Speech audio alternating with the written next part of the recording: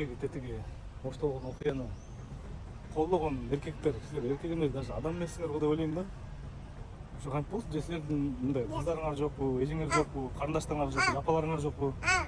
Силер негизи эле мындай аял затты өзгөчө аялдарды эмнегенде экинчи сорттой көрөсүңөр негизи. Ал деле бирөөнүн кызы, бирөөнүн эжеси, бирөөнүн карындашы, бирөөнүн сиңдиси да. Силердин конце концов сенин балдарыңардын апасы.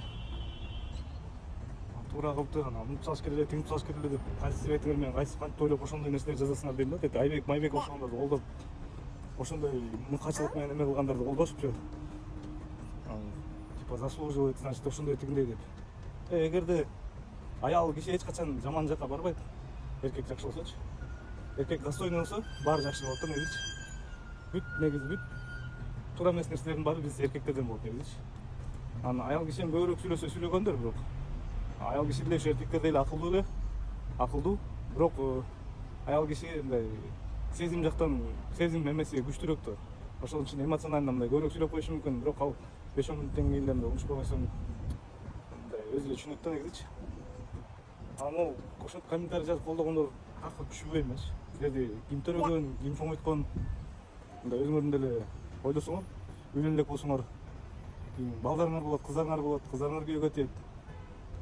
Я уверен, что кийин мындай вы бы не хотели, чтобы они тоже такие же были, да? Мындай ситуация ашып.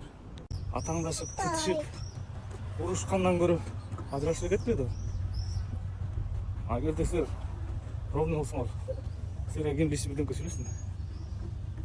Негизи эч кимдин акысы жок да. Мындай сабап, уртокмок кылып, тем более өлтүргөн кишини деле мен ойлойм, буюрса жазасын жакшы кылып болуш керек. А бирок ошо колдогондор дагы мындай интернетте мониторинг этип карап койсо болмок да, ал деле туура эмес да негизи. Ошондой жаман нерселерди колдогончу. Элементарный эле мисал үчүн, да, я бы не хотел бы, чтобы моя жена обижала жен моих сыновей, да? Также моя дочь обижала жен моих сыновей, то есть жеңешек. Также мою дочь обижал свой муж или там будущий ошо кайын журт дегендейчи. Анан ошо непоняткалар болсо сразу уртокмок калган, такыр туура эмес да.